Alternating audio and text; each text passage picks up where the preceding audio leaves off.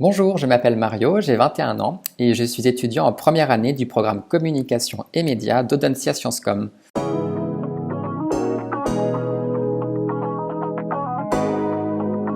En début d'année, on nous a présenté deux commanditaires qui sont les Cloches. C'est une association qui vient en aide aux personnes sans domicile fixe. Et la seconde association, ce sont les Baroudeurs de l'Espoir. C'est une association qui vient en aide humanitaire en Liban et en Syrie.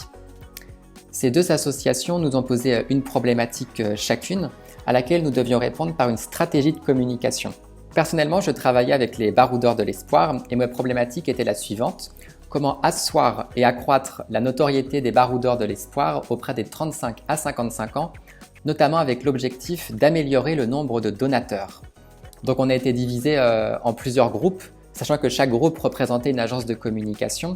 Et ces groupes étaient composés d'étudiants qui avaient déjà fait de la communication dans leurs précédentes études et de personnes qui n'en avaient jamais fait. Moi personnellement, j'en avais jamais fait.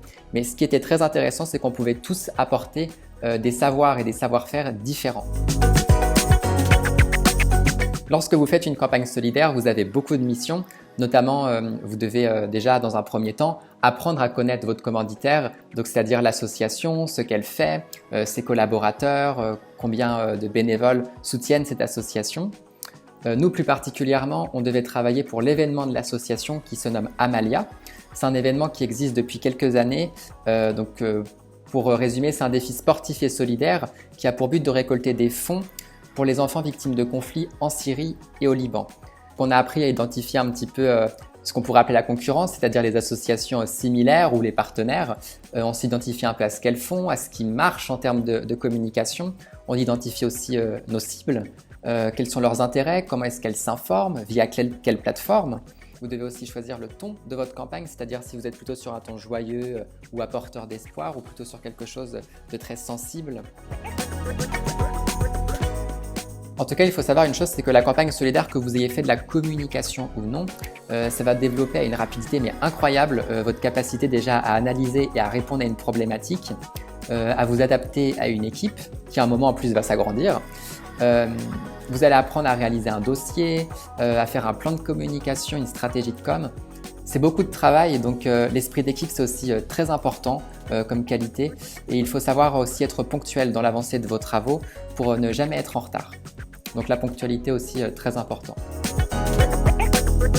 Pour conclure, je dirais que la campagne solidaire c'est vraiment très important car vous allez pouvoir en fin de compte mettre en œuvre tout ce que vous avez appris et tout ce que vous allez apprendre au fur et à mesure que le programme avance dans la campagne solidaire. Donc ça prouve que vos cours vont vraiment vous venir en aide et vous allez très vite vous en rendre compte. C'est vraiment une expérience géniale, surtout en début d'année parce que vous allez apprendre à connaître les autres étudiants, mais surtout c'est aussi très valorisant pour votre expérience professionnelle, surtout si vous n'en avez pas, parce que dans le CV, notez que vous avez réalisé une stratégie de communication pour une campagne solidaire, c'est super valorisant. Donc c'est vraiment une expérience incroyable.